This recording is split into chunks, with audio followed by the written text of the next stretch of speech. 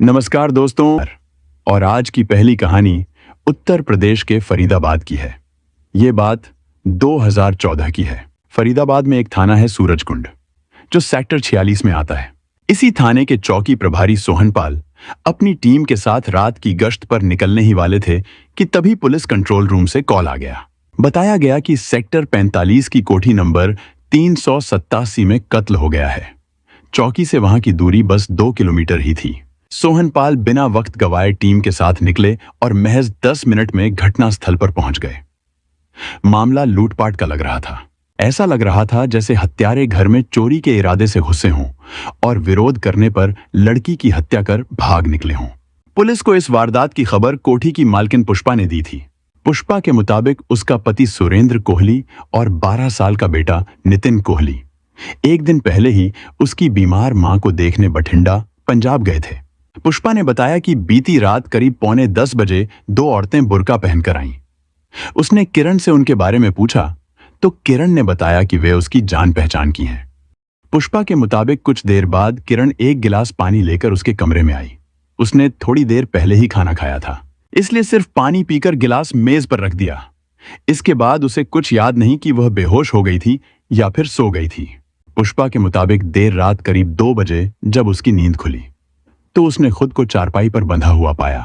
उसके दोनों हाथ पैर दुपट्टे से बंधे थे और मुंह में कपड़ा ठूंसा हुआ था। घबराहट में उसने जैसे तैसे बेड पर पड़ा फोन उठाया और सबसे पहले किरण को कॉल किया, लेकिन उसने फोन नहीं उठाया। फिर पुष्पा ने अपनी नौकरानी सपना के पति अजीत का नंबर मिलाया। नंबर तो लग गया, लेकिन मुंह में कपड़ा ठूंसा होने की वजह से वह कुछ बोल नहीं पाई। कोई चारा न देख वह घिसटते घिसटते कमरे के दरवाजे तक पहुंची और दोनों पैरों से जोर जोर से दरवाजा पीटने लगी। दरवाजा पीटने की आवाज सुनकर किराएदार राजेश सिंह नीचे आया। उसने बाहर से दरवाजा खोला और फौरन पुष्पा के हाथ पैर खोल दिए। तभी तक नौकरानी सपना और उसका पति अजीत भी वहां पहुंच गए थे। पुष्पा ने घबराते हुए किरण के बारे में पूछा। इस पर राजेश सिंह ने कहा, वह अपने कमरे में सो रही होगी। लेकिन जब सब लोग किरण के कमरे में पहुंचे तो वहां का मंजर दिल दहला देने वाला था। किरण बिस्तर पर मरी पड़ी थी। किसी ने उसका गला काटकर बेरहमी से हत्या कर दी थी। पूरा बिस्तर खून में डूबा हुआ था और अलमारी का सामान बिखरा पड़ा था। यह सब देखकर पुष्पा के होश उड़ गए और उसने तुरंत पुलिस को सूचना दी। पुलिस ने पुष्पा से उसके पति सुरेंद्र कोहली का नंबर लेकर तुरंत उन्हें फोन किया और इस दर्दनाक हादसे की जानकारी दी। साथ ही उन्हें फौरन फरीदाबाद पहुंचने के लिए कहा। इसके बाद पुष्पा की शिकायत पर पुलिस ने अज्ञात हथियारों के खिलाफ धारा 302 हत्या और 394 लूटपाट के दौरान चोट पहुंचाने के तहत केस दर्ज कर लिया। सुबह होते ही एसीपी पूनम दयाल ने मामले की गंभीरता को देखते हुए इसकी जांच इलाका पुलिस के बजाय सीआईए एनआईटी के in charge inspector Vimal Kumar, sub inspector Narendra Kumar और अश्विनी कुमार को सौंप दी, ताकि पौष इलाके में हुई इस हत्या की गुत्थी जल्द से जल्द सुलझाई जा सके। प्राथमिक कार्रवाई के बाद पुलिस ने किरण की लाश को पोस्टमार्टम के लिए अस्पताल भिजवा दिया। रिपोर्ट में सामने आया कि उसकी मौत सांस नली कट जाने की वजह से हुई थी।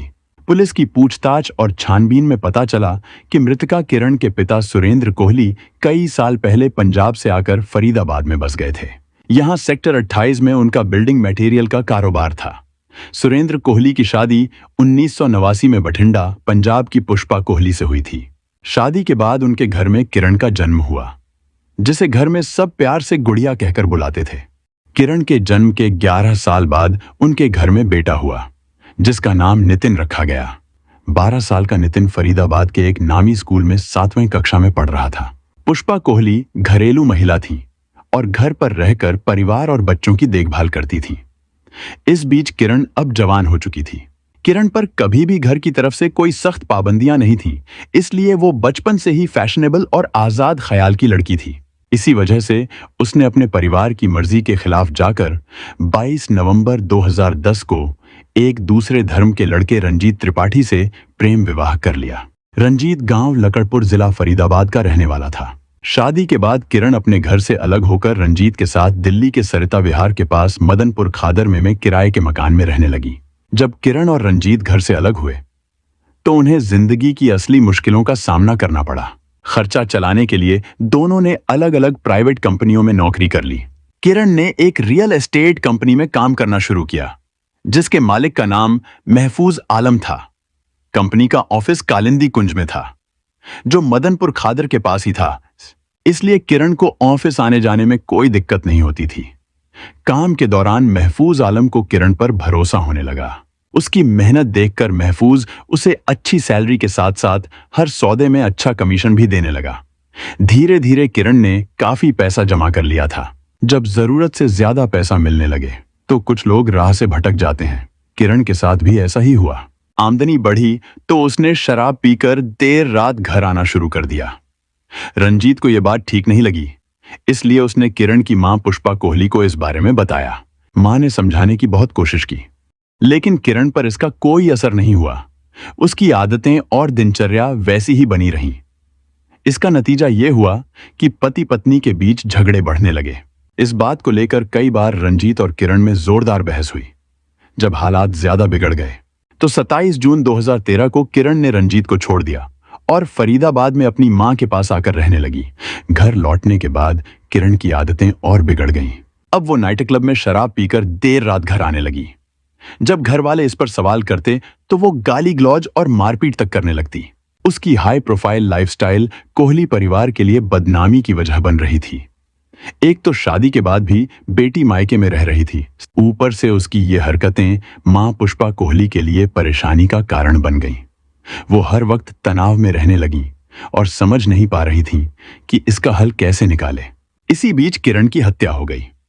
इंस्पेक्टर विमल कुमार ने अपनी टीम के साथ घटनास्थल का बारीकी से मुआयना किया तो पाया कि पुष्पा कोहली की रिपोर्ट और मौके पर मिले सबूतों में काफी गड़बड़ियां थीं। इसी शक के आधार पर उन्होंने सुरेंद्र कोहली के किराएदार राजेश सिंह, नौकरानी सपना और उसके पति अजीत से अलग अलग पूछताछ की। जब बयानों को आपस में मिलाया गया तो कई बातें संदिग्ध लगीं। सबसे बड़ी बात यह थी कि किरण ने बिना मांगे अपनी मां को पानी क्यों दिया और पुष्पा ने वो पानी बिना किसी शक के क्यों पी लिया। इंस्पेक्टर विमल कुमार ने गिलास में बचे पानी को सूंघा, लेकिन उसमें कोई गंध नहीं थी। फिर भी एहतियातन पानी और गिलास को जांच के लिए लैब भेज दिया। दूसरी बात, जब पुष्पा से बुर्का पहनकर आई औरतों की शक्ल, सूरत और आवाज के बारे में पूछा गया तो वह कोई साफ जवाब नहीं दे सकी। शक और गहरा हुआ तो पुलिस ने पुष्पा कोहली का मोबाइल सर्विलांस पर ले लिया और पिछले 6 महीनों की कॉल डिटेल निकलवाई। इस बीच पुष्पा का पति सुरेंद्र कोहली, बेटा नितिन और कुछ रिश्तेदार भी पहुंच गए। माहौल गमगीन था, इसलिए पुलिस पुष्पा से सख्ती से पूछताछ नहीं कर सकती थी। किरण की अंत्येष्टि के लिए उसकी नानी भी आई थी। इंस्पेक्टर विमल कुमार ने नानी से बातचीत की तो पता चला कि वो बिल्कुल स्वस्थ थी, जबकि पुष्पा ने पति और बेटे को बठिंडा भेजने के लिए अपनी मां को अस्वस्थ बताया था। अब पुलिस का शक और गहरा हो गया कि कहीं ये सब पहले से सोची समझी साजिश तो नहीं थी। पूछताछ के दौरान बार बार महफूज आलम का नाम सामने आ रहा था। जब पुष्पा ने बुर्के वाली औरतों का जिक्र किया तो पुलिस का शक महफूज पर गहरा गया, लेकिन जब पुलिस ने उससे सख्ती से पूछताछ की तो उसने साफ कहा कि उसका इस मामले से कोई लेना देना नहीं है। हाँ, उसने यह जरूर माना कि किरण उसके यहाँ काम करती थी और उसे अच्छी तनख्वाह मिलती थी। अब पुलिस ने पुष्पा के मोबाइल की कॉल डिटेल्स निकाली तो उसमें एक ऐसा नंबर मिला जिस पर पुष्पा हफ्ते में 2-3 बार बात करती थी। नंबर पंजाब का था। जब पुलिस ने इसके बारे में पूछा तो पुष्पा ने बताया कि यह उसके मुंह बोले चाचा का नंबर है जो पंजाब में रहता है, लेकिन पुलिस को संदेह था कि यह नंबर सिर्फ एक बहाना हो सकता है। घटना वाली रात पुष्पा के मोबाइल पर कुल 3 कॉल्स आईं और गईं। पहली कॉल रात 8-9 बजे के बीच आई थी, लेकिन वह मिस्ड कॉल थी। इसके बाद पुष्पा ने रात करीब 10 बजे उसी नंबर पर मिस्ड कॉल दी। तीसरी और आखिरी कॉल उसकी नौकरानी सपना के मोबाइल से आई थी, जिसे रिसीव किया गया था। अब पुलिस ने उस नंबर पर कॉल करने की कोशिश की, लेकिन वह लगातार बंद मिल रहा था। इससे पुलिस का शक और बढ़ गया। पुलिस ने जब उस नंबर की गहराई से जांच की तो पता चला कि वह सिम पंजाब में किसी नकली आईडी और फर्जी पते पर खरीदी गई थी।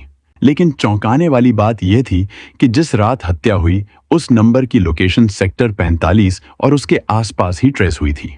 इससे पुलिस का शक पूरी तरह पुष्पा कोहली पर टिक गया। अब पुलिस को पुष्पा के खिलाफ और सबूत जुटाने थे ताकि मामला पूरी तरह साफ हो सके। जब पुलिस ने नौकरानी सपना से उसकी कॉल के बारे में पूछा तो मामला लगभग खुल गया। दरअसल घटना वाली रात सपना ने घर के बाहर एक वैगनार कार खड़ी देखी थी। उसे शक हुआ, इसलिए उसने पुष्पा को फोन करके पूछा कि क्या कोई मेहमान आया है। पुलिस को दिए गए बयान में पुष्पा ने बताया था कि वह उस वक्त बेहोश थी, लेकिन सपना की कॉल उसने खुद रिसीव की थी। यही गलती उसके लिए मुसीबत बन गई, क्योंकि सपना ने यह बात पुलिस को बता दी। अब पुलिस के पास साफ साफ सबूत थे कि पुष्पा झूठ बोल रही थी। जब सख्ती से पूछताछ की गई तो उसने कबूल कर लिया कि किरण की हरकतों से वह बहुत परेशान हो चुकी थी। उसकी बदनामी और बुरी आदतों की वजह से पुष्पा मानसिक तनाव में रहने लगी थी। आखिरकार इस तनाव ने उसे इतना बड़ा कदम उठाने पर मजबूर कर दिया। अपनी इस परेशानी से छुटकारा पाने के लिए पुष्पा कोहली ने अपने गांव के मुंह बोले चाचा हवलदार कुलविंदर सिंह को बुलाया, जो जालंधर के कैंट थाने में तैनात था। उसने कुलविंदर को फरीदाबाद आने के लिए कहा और एक खतरनाक साजिश रची। जिस रात हत्या हुई उसी रात कुलविंदर अपने एक साथी के साथ फरीदाबाद पहुंचा। रात के अंधेरे में दोनों ने घर में घुसकर किरण का गला रेत दिया और बेरहमी से उसकी हत्या कर दी। इस काम के बदले पुष्पा ने कुलविंदर को 1 लाख रुपए और सोने के कुछ गहने दिए, जिसे लेकर वह उसी रात पंजाब लौट गया। पुलिस ने पुष्पा कोहली के कबूलनामे के बाद इस मामले में धारा 302 हत्या, 394 यानी लूट के साथ साथ धारा 34 यानी साजिश में शामिल अन्य लोगों पर कार्रवाई भी जोड़ दी। पुष्पा को गिरफ्तार कर कोर्ट में पेश किया गया, जहां से उसे जेल भेज दिया गया। यह मामला 2014 से लेकर 2018 तक कोर्ट में चला। 20 फरवरी 2018 को अदालत ने पुष्पा और पंजाब पुलिस के पूर्व हवलदार कुलविंदर को दोषी करार दिया और उन्हें आजीवन कारावास की सजा सुनाई। और आज की दूसरी कहानी रायगढ़ जिले की है। ये बात 2024 की है। रायगढ़ जिले में एक थाना आता है, धर्मजयगढ़ थाना। इसी थाने के इलाके की एक कॉलोनी में राजेश विश्वास अपनी पत्नी प्रिया के साथ रहता था। ये तकरीबन 1 साल पहले की बात है। राजेश विश्वास और प्रिया की शादी को कुछ ही महीने हुए थे। शादी से पहले राजेश कभी कभी बीमार रहता था, लेकिन उसने अपनी बुरी आदतों और बीमारी के बारे में प्रिया से कुछ नहीं बताया था। शादी के बाद धीरे धीरे प्रिया को एहसास होने लगा कि उसकी जिंदगी एक सूखे रेगिस्तान जैसी हो गई है। दुर्गापुर की रहने वाली प्रिया अक्सर उस दिन को कोसती जब उसने राजेश को अपना हमसफर चुना था। राजेश की शराब की लत और बिगड़ती सेहत ने उसकी दुनिया ही बदल दी थी। शराब के ज्यादा सेवन से पहले उसका लीवर और फिर किडनी खराब हो गई, जिसकी वजह से उसका स्वभाव भी चिड़चिड़ा और गुस्सैल होता जा रहा था। घर का माहौल बिगड़ता जा रहा था। इलाज करवाने के लिए प्रिया को अपने जेवर तक बेचने पड़े, लेकिन राजेश की हालत सुधरने के बजाय और खराब होती जा रही थी। आखिरकार राजेश को रायपुर के मोवा स्थित बालाजी अस्पताल में भर्ती कराना पड़ा, जहां वह लीवर और किडनी की गंभीर समस्याओं से जूझ रहा था। प्रिया भी पूरे महीने अस्पताल में उसकी देखभाल में लगी रही। इलाज के बाद जब राजेश की तबीयत कुछ ठीक हुई तो दोनों रायगढ़ के धर्मजयगढ़ में स्थित अपने घर लौट आए, लेकिन यह सिर्फ एक झूठी उम्मीद थी, क्योंकि असल मुश्किलें तो अभी बाकी थीं। 16 जनवरी की सुबह राजेश विश्वास की तबीयत अचानक बहुत बिगड़ गई। घर में अफरा तफरी मच गई। उसकी पत्नी प्रिया जोर जोर से रोकर उसे पुकार रही थी। रोने धोने की आवाज सुनकर पड़ोसी भी घर के बाहर इकट्ठा हो गए। जब लोग अंदर गए तो देखा राजेश बेहोश पड़ा था। किसी को समझ नहीं आ रहा था कि क्या किया जाए। जल्दी जल्दी उसका बड़ा भाई उसे अस्पताल ले गया, यह सोचकर कि शायद अब भी कुछ हो सके। लेकिन डॉक्टरों ने जांच के बाद कह दिया कि राजेश अब इस दुनिया में नहीं रहा। यह सुनते ही प्रिया की हालत और बिगड़ गई। घर में रोना धोना मच गया और मोहल्ले में मातम छा गया। राजेश की मौत संदिग्ध लग रही थी। उसके चलते अस्पताल प्रशासन ने तुरंत इसकी सूचना धर्मजयगढ़ पुलिस को दे दी। खबर मिलते ही सुबह सुबह थाना प्रभारी अमित तिवारी अपनी टीम के साथ मौके पर पहुंचे। शुरुआती पूछताछ में परिवार वालों ने बताया कि राजेश की मौत हार्ट अटैक से हुई होगी, लेकिन जब पुलिस ने पंचनामा किया तो राजेश के सीने पर 6 छोटे छोटे निशान दिखे, जो देखने में सुई या सिरिंज के चुभने जैसे लग रहे थे। मामला संदिग्ध लगने पर पुलिस ने पोस्टमार्टम की वीडियोग्राफी करवाई। जांच के दौरान पता चला कि जहां जहां ये निशान थे वहां के अंदरूनी अंगों को भी नुकसान हुआ था। डॉक्टरों ने बताया कि राजेश के दिल को चोट पहुंचने से अंदरूनी रूप से खून बहा, जिससे उसकी मौत हो गई। अब मामला और गंभीर हो गया था। इसके बाद थाना प्रभारी अमित तिवारी ने इस मौत की गहराई से जांच शुरू कर दी। पुलिस को पहले से ही प्रिया पर शक था, इसलिए उन्होंने तुरंत उसका मोबाइल जब्त कर लिया। जब पुलिस ने उसका फोन चेक किया तो देखा कि उसमें काफी डेटा डिलीट किया गया था। यह देख पुलिस का शक और गहरा हो गया। तकनीकी टीम को बुलाया गया और डिलीट किया हुआ डेटा रिकवर किया गया। तो वारदात वाले दिन की उसकी गतिविधियों ने शक को और मजबूत कर दिया। इसके बाद पुलिस ने प्रिया को हिरासत में लेकर सख्ती से पूछताछ की। आखिरकार प्रिया ने खुद कबूल कर लिया कि उसने ही राजेश की हत्या की थी और पूरी सच्चाई पुलिस के सामने रख दी। प्रिया और उसका पति राजेश कुछ महीने पहले राजेश की लीवर की समस्या के चलते रायपुर के मोवा स्थित बालाजी हॉस्पिटल गए थे। वहां राजेश करीब 1 महीने तक भर्ती रहा। इसी दौरान प्रिया की मुलाकात फिरीज यादव उर्फ कृष से हुई। राजेश को उस समय कुछ दवाइयों की जरूरत थी, लेकिन प्रिया के पास पैसे नहीं थे। प्रिया का चेहरा देखकर शायद फिरीज को समझ में आ गया। बिना कुछ कहे उसने प्रिया के हाथ से दवाइयों की लिस्ट ली और उधार दवाइयां लेकर राजेश का इलाज शुरू करवा दिया। इस घटना के बाद राजेश, प्रिया और फिरीज यादव के बीच एक गहरी समझ और स्नेह का रिश्ता बन गया। धीरे धीरे प्रिया का ध्यान और आकर्षण फिरीज यादव की ओर बढ़ने लगा। बालाजी अस्पताल में जब भी कोई दिक्कत होती, फिरीज यादव बिना कहे सामने खड़ा मिल जाता। फिरीज सोशल मीडिया पर खुद को डॉक्टर बताता था और रायपुर के लोधीपारा इलाके में एक फर्जी क्लिनिक चलाता था।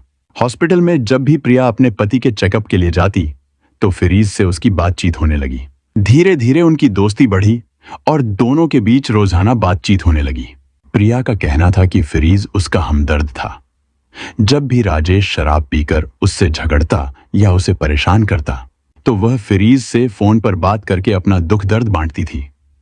प्रिया की बेस्ट फ्रेंड और पड़ोस में रहने वाली पायल, जो छत्तीसगढ़ी फिल्मों की अभिनेत्री थी, प्रिया को बहुत पसंद करती थी। जब पायल ने देखा कि राजेश ने धोखा देकर प्रिया से शादी की और उसकी जिंदगी खराब कर दी, तो उसने प्रिया को राजेश से छुटकारा पाने के लिए उकसाना शुरू कर दिया। दूसरी तरफ प्रिया की सुंदरता और उसके धोखेबाज पति के प्रति समर्पण को देखकर फिरीज यादव भी उसे पसंद करने लगा था। फिरीज ने प्रिया को अपनी ओर आकर्षित करने के लिए उसे मानसिक रूप से प्रभावित किया, ताकि राजेश के बाद वह खुद प्रिया को पा सके। प्रिया, जो अपने पति की बीमारी और दुखों से थक चुकी थी, फिरीज से प्यार करने लगी और फिर दोनों ने मिलकर राजेश की हत्या की साजिश रच ली। प्रिया और पायल ने मिलकर फिरीज से बात की और अपने एक अन्य दोस्त शेख मोइन खान, जो धर्मजयगढ़ का निवासी था, को सारी बात समझाई। फिर उन्होंने एनेस्थीसिया के ओवरडोज से राजेश की हत्या करने का प्लान बनाया।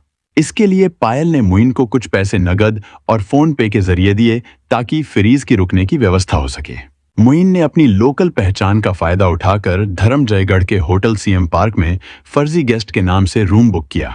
14 जनवरी को फिरीज यादव उर्फ कृष बस से रात में धर्मजयगढ़ पहुंचा और मोइन ने उसे होटल में रुकवाया। इसके बाद व्हाट्सएप कॉल के जरिए चारों ने 15 जनवरी की रात तक राजेश की गतिविधियों और रूटीन पर नजर रखी। 15 जनवरी की रात को जब राजेश शराब पीकर सो गया, तब प्रिया और पायल ने मोइन और फिरीज को सूचना दी। मोइन अपनी बाइक से फिरीज को धर्मजयगढ़ कॉलोनी स्थित राजेश के घर लेकर आया, जबकि पायल घर के बाहर पहरा दे रही थी। प्रिया ने राजेश के पैरों को पकड़ा और मोइन ने हाथों को पकड़ा। फिर फिरीज ने पहले से तैयार दवाइयों का वायल लेकर राजेश के सीने में 3 जगहों पर इंजेक्शन लगा दिए। राजेश की मौत सुनिश्चित करने के लिए ओवरडोज बढ़ाते हुए फिरीज ने फिर से 3 बार और इंजेक्ट किया। इसके बाद राजेश का शरीर शिथिल पड़ गया। 15 मिनट बाद फिरीज ने उसकी नब्ज चेक की, जिससे उसकी मौत की पुष्टि हुई। फिर सभी वापस चले गए। उसे पूरा विश्वास था कि पोस्टमार्टम होते होते एनेस्थीसिया का असर खत्म हो जाएगा और किसी को भी उसके खिलाफ कोई ठोस सबूत नहीं मिलेगा। उसे लगा कि उसकी योजना इतनी सटीक है कि कोई भी उसे पकड़ नहीं पाएगा।